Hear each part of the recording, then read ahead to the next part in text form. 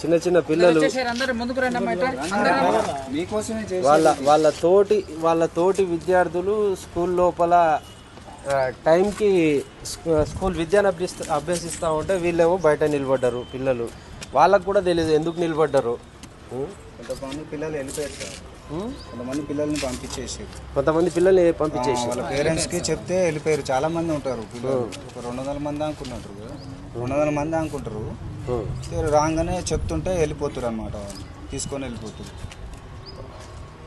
అదే కలెక్టర్ని కలిస్తే కూడా సార్ని కలిసిర్రా మరి ఏదైనా సార్ కూడా బయటకు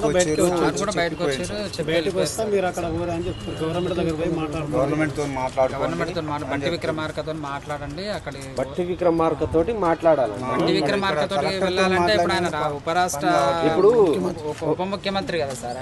ఒకటి చిన్న డౌట్, బెస్ట్ 11s కింద పిల్లలు ఇక్కడ ఈ ఒక్క స్కూల్లోనే చదువుతారా వేరే స్కూల్లో కూడా చదువుతారా? అన్ని స్కూళ్ళల్లో ఇంతే ఎలా కొట్టేసిరంట.